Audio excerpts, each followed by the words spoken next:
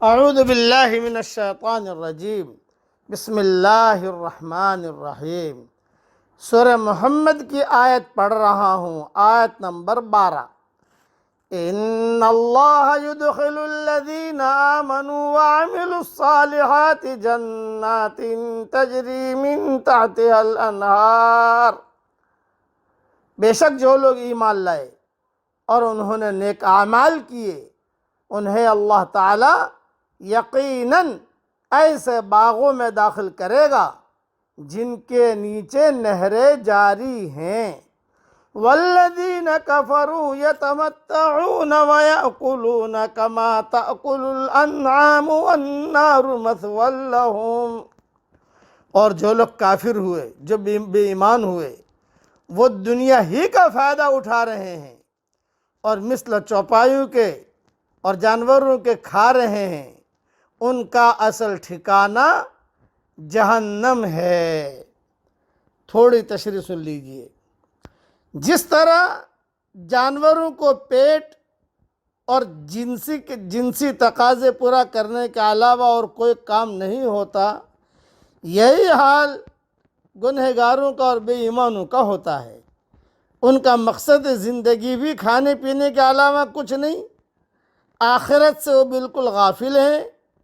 اس سے ضمناً کھڑے کھڑے کھانے کی ممانعت کا بھی اس بات ہوتا ہے، جس کا آج کل دعوتوں میں عام رواج ہے، کیونکہ اس میں بھی جانوروں سے مشابہت ہے، جسے بھی ایمانوں کا شیوا بتلایا گیا ہے۔ احادیث میں، صحیح احادیث میں کھڑے کھڑے پانی پینے سے بھی نہایت سختی سے منع کیا گیا ہے، جس سے کھڑے کھڑے کھانے کی ممانعت بطریق اولا ثابت ہوتی ہے۔ اس لیے جانوروں کی طرح کھڑے ہو کر کھانے سے اجتناب کرنا نہایت ضروری ہے۔ مزید تفصیل دیکھنی ہو تو میری ریاض التفسیر میں انشاءاللہ دیکھ لینا اور زاد المعاد میں بھی دیکھ لینا۔ خلاصہ کلام یہ کہ حضرت محمد صلی اللہ علیہ وسلم کے طریقے کے مطابق آدمی کو کھانا چاہیے، آدمی کو پہننا چاہیے۔ ہر وہ عمل جس عمل میں حضور صلی اللہ علیہ وسلم کا طریقہ ہوگا وہ سنت بنے گا، وہ دین بنے گا۔ کھانا کھایا آپ کے طریقے کے مطابق تو سنت بھی بنا، دین بھی بنا، عمل صالح بھی بنا۔ یہی کھانے کی وجہ سے جنت ملے گی۔ نماز پڑھی آپ صلی اللہ علیہ وسلم کے طریقے کے مطابق تو یہی نماز جنت تک پہنچائے گی۔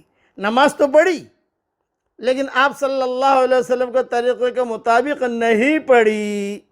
رکوع کی جگہ سجدہ کر لیا، سجدہ کی جگہ رکوع کر لیا، سجدے میں قرآن کی آیتیں پڑھنا شروع کر دیا اور کھڑے کھڑے سبحان ربی العظیم پڑھنا شروع کر دیا، تو طریقہ حضور صلی اللہ علیہ وسلم کا نہیں ہے، یہ اپنے من مانے طریقے پر کر رہا ہے۔ یہی نماز اسے جہنم کی طرف دھکیل دے گی۔ ظاہر میں نماز ہے لیکن باطن کے اندر اس میں طریقہ حضرت محمد صلی اللہ علیہ وسلم کا نہیں ہے۔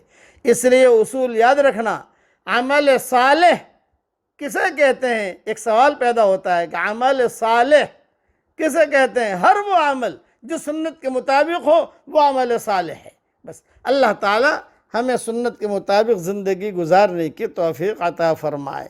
آمین۔ وآخر دعوانا ان الحمدللہ رب العالمین۔